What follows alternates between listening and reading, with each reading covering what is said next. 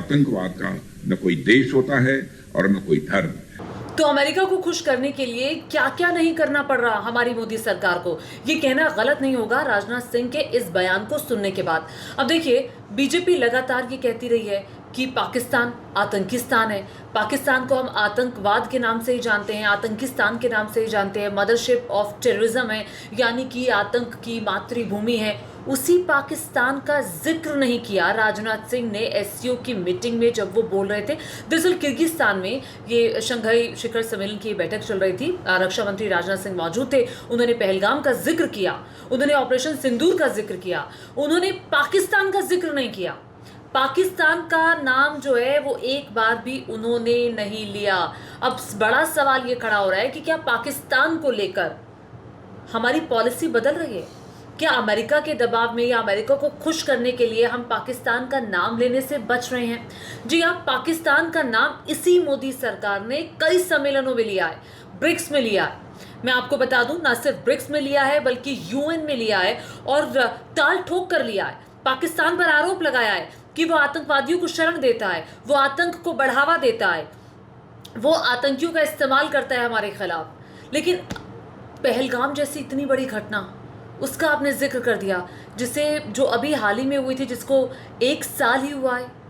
और इतनी बड़ी घटना के बाद जिसने उस घटना को जहां से वो आतंकी आए, जिस आतंकिस्तान से आए, आपने उस देश का जिक्र नहीं किया। ये वाकई में बहुत अचंभित करने वाली है। देखिए, मैं आपको ये बता दूं कि पिछले कई दशकों में अगर आप देखेंगे तो हमारे दिमाग में ये डाला गया और हम जो दिखता भी है, जो पाकिस्तान के एक्ट्स भी हैं, जिस तरह से वो भारत के अंदर टेररिज्म को बढ़ावा देने के लिए आतंकियों को यहाँ पर भेजता रहा है, कितने कितने जगह पर उसने कितने कारनामे किए हैं, कितनी घटनाओं को उसने अंजाम दिया है, कितनी जगह हमले किए, वो सब हमने देखा। लेकिन उसी पाकिस्तान का नाम ना लेना कई सवाल खड़े करता है। उन सभी सवालों को मैं उठाऊंगी एक बार फिर से। राजनाथ सिंह का किर्गिस्तान में दिया, एससीओ की मीटिंग में दिया, ये बयान सुनिए।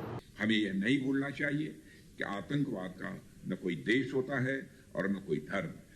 टेररिज्म और इनोसेंट ह्यूमैनिटेरियन लॉस के लिए कोई भी वजह, चाहे वह वास्तविक हो या काल्पनिक, जायज नहीं है। वैसे राजनाथ सिंह ये भी कह रहे हैं कि आतंकवाद का कोई मजहब नहीं होता, मजहब पूछकर ही शायद पहलगाम में मारा गया था। खैर, उस बात पर मैं नहीं जाऊंगी, लेकिन मैं इस बात का जिक्र जरूर करूंगी क्योंकि मोदी सरकार और मनमोहन सिंह सरकार की अगर आप बात करेंगे तो हमेशा से ये दोनों सरकारें कहती रही हैं कि आतंकवाद का कोई धर्म नहीं होता। ठीक है, लेकिन आतंकवाद का संबंध क्या किसी देश से भी नहीं है?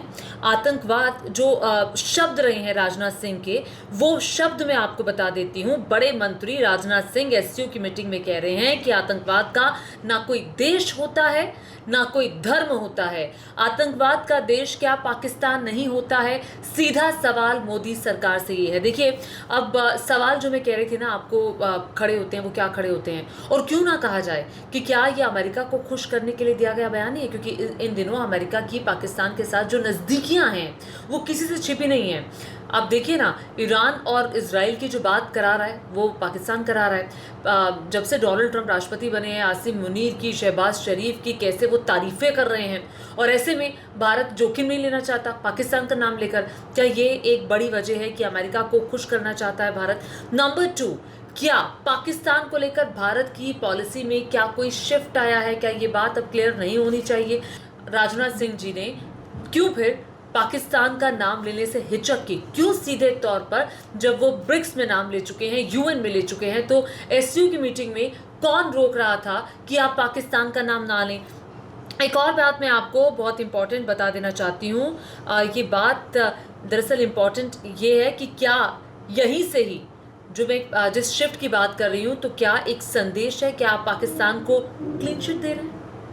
उस पाकिस्तान को जिसने पहलगाम की घटना की, उस पाकिस्तान ने जिसने ना जाने कितनी घटना की, और उस पाकिस्तान में जाकर बालाकोट स्ट्राइक हमने की, कितनी स्ट्राइक्स हमने जाकर की, उस पाकिस्तान को क्या हम क्लीन चिट दे रहे हैं?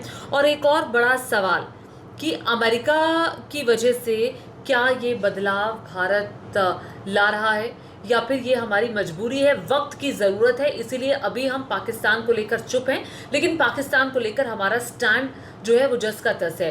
मैं कह रही हूँ, देश के अंदर कुछ और देश के बाहर कुछ क्या ये पॉलिसी होनी चाहिए? जो स्टैंड आपका देश के अंदर पाकिस्तान को लेकर है, जो बातें आप रैलियों में बोलते हैं, वो बातें आप बाहर बोलने की हिम्मत क्यों नहीं रख रहे हैं? भारत एक सॉवरेन कंट्री है। भारत एक वो देश है जो खुल करके अपनी बात रखने के लिए जाना जाता है। वो भारत एससीओ की मीटिंग में खुल करके क्यों नहीं बोला? सबसे बड़ा सवाल तो ये है। पाकिस्तान की माला का आप जाप करते हैं, आतंकिस्तान बार बार कहते हैं आप। अब जरा फर्ज कीजिए यही बात विपक्ष के किसी नेता ने बोली होती तो क्या होता? सोच कर देखिए। विपक्ष के किसी नेता ने अगर ये बात बोली होती तो धमाल होता, बीजेपी उस पर राशन पानी लेकर चढ़ जाती। मैं आपको याद दिला दूं, जब मनमोहन सिंह जी यूपी का कार्यकाल था, आपको याद होगा, उस वक्त भी मनमोहन सिंह जो कि देश के प्रधानमंत्री थे, तत्कालीन प्रधानमंत्री, उन्होंने ये बात कही थी। उन्होंने साफ तौर पर इस बात का जिक्र किया था अक्टूबर 2008 में बीजिंग से लौटते वक्त कि आतंकवाद को किसी धर्म से ना जोड़ें, आतंकियों का कोई धर्म नहीं होता। यही बात बीजेपी भी करती रही है। 2006 में उन्होंने ये बात कही थी कि टेररिस्ट हैव नो रिलीजन और faith, they don't belong to any community. जब उन्होंने ये कहा था तो उनकी इस बयान की कड़े शब्दों में निंदा भी हुई थी।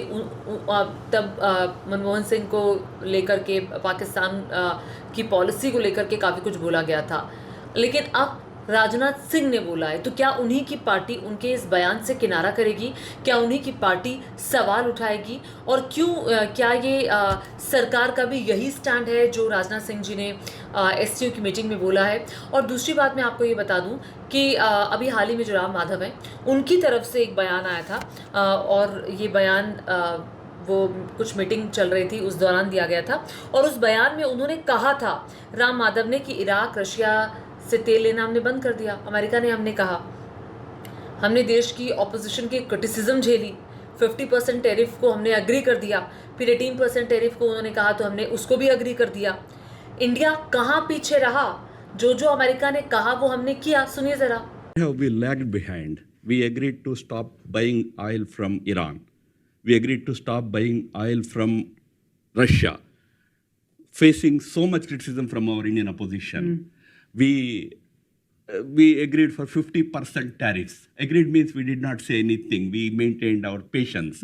50% tariffs we agreed. Today, in the new trade deal also, we agreed for 18% tariffs, higher than what it used to be. I mean, average tariff. So where is India lagging behind in that? What are those issues that where India is not doing enough?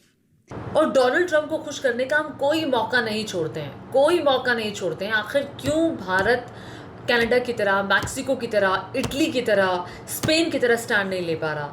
अब भी trade deal को लेकर बातें चल रही हैं, तो क्या सवाल ये खड़ा होता है कि हम ट्रंप को कड़ा जवाब कब देंगे? हम अमेरिका को खुश कब तक करते रहेंगे? हम पाकिस्तान को खुलेआम एससीओ की मीटिंग में ये क्यों कहकर नहीं आए जब हमारे पास मौका था कि पहलगाम की घटना में तुम्हारा हाथ था? जितनी घटनाएं देश के खिलाफ आतंकवादियों के द्वारा की गई, उन घटनाओं में इस आतंकिस्तान का नाम था, इस आतंकिस्तान का हाथ था। हम सीना ठोक कर 56 इंच की छाती की बात करते हैं, क्यों नहीं पाकिस्तान का नाम ले रहे कि टेररिज्म फैलाने वाला, आतंकियों को तैयार करने वाला ये एकमात्र मुल्क है हमारे पड़ोस में? क्यों हमने ताल ठोक कर उसका नाम नहीं लिया? ये पूरा देश इस सवाल को जानना चाहता है। आपको मेरा वीडियो कैसा लगा कमेंट करके ज़रूर बताइएगा, और साथ ही साथ मुझे सब्सक्राइब करना मत भूलिएगा। धन्यवाद।